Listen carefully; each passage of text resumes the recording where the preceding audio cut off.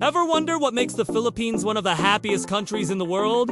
Well, I'll let you in on a little secret. It might have something to do with a microphone, a screen with lyrics, and a whole lot of heart. Today, we're diving into the Philippines' national pastime, a cultural phenomenon that's so much more than just a hobby. We're talking about karaoke. Now, you might be thinking, karaoke. We have that here too.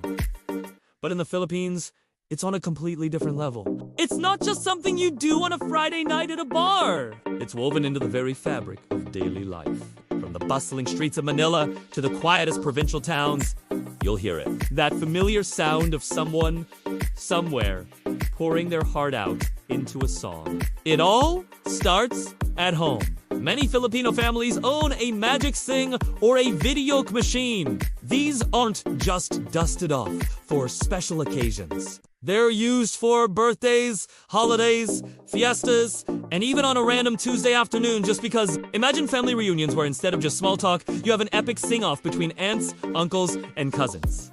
The Lola, or grandmother, might belt out a classic love song, followed by her grandson rocking a modern pop hit. It's a way for generations to connect, to share laughter, and to create memories that last a lifetime. But the karaoke culture extends far beyond the living room. Walk through any neighborhood, and you'll likely find a karaoke for-hire setup. For just a few pesos, you can pick your favorite song and become a star for 3 to 4 minutes. It's a common sight.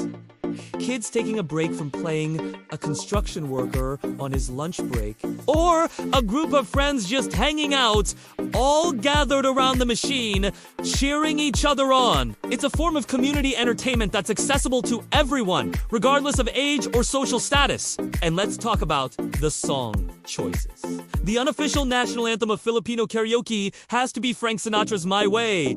It's a song sung with so much passion and pride that it's almost a rite of passage. But the songbook is vast. You'll hear everything from classic OPM, that's original Filipino music, to the latest Taylor Swift or Bruno Mars hit. Filipinos have a deep love for ballads, those powerful, emotional songs that let you really show off your vocal range. It's not about singing perfectly. It's about singing with puso, with heart. This love for singing is deeply rooted in the culture. Music is everywhere. It's in the fiestas that celebrate patron saints, in the impromptu jam sessions with a guitar, and of course, in the ever-present videoke machine. It's a form of expression, a way to release stress, to celebrate joy, and to cope with sorrow.